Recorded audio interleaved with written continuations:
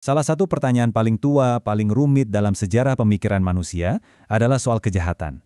Ini pertanyaan yang benar-benar menguji batas logika dan iman kita. Nah, ini dia intinya.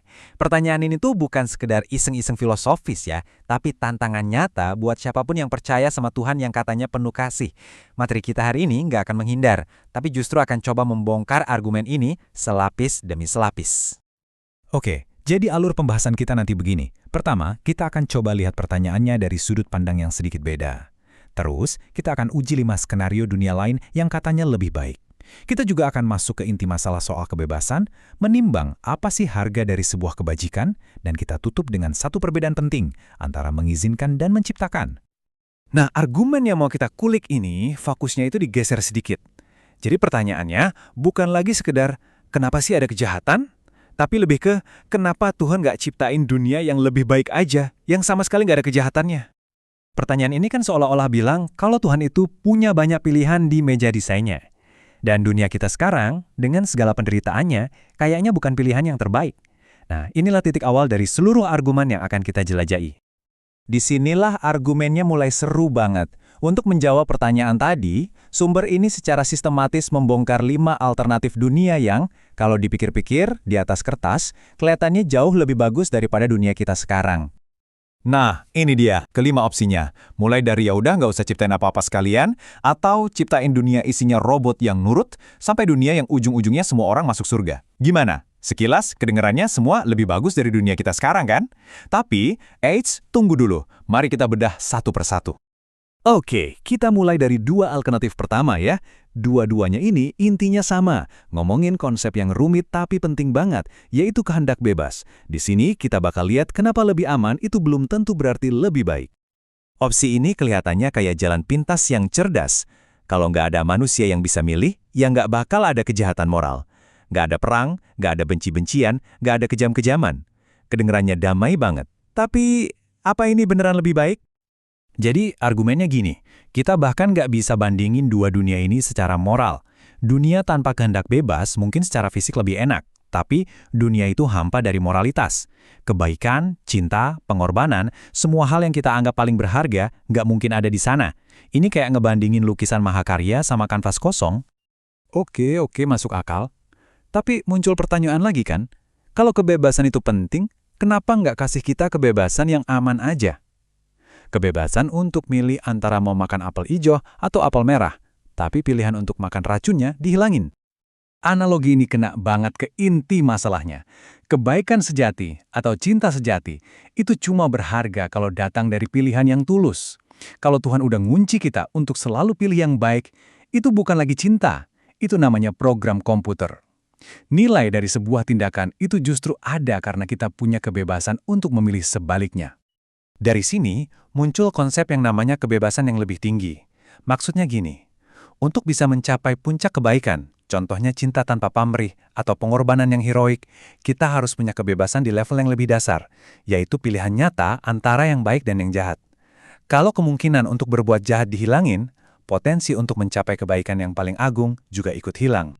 Oke. Sekarang kita masuk ke bagian yang mungkin paling bikin kita mikir keras, yang paling aneh kedengarannya, yaitu gagasan kalau beberapa bentuk kebaikan yang paling kita kagumi justru cuma bisa lahir karena adanya kejahatan.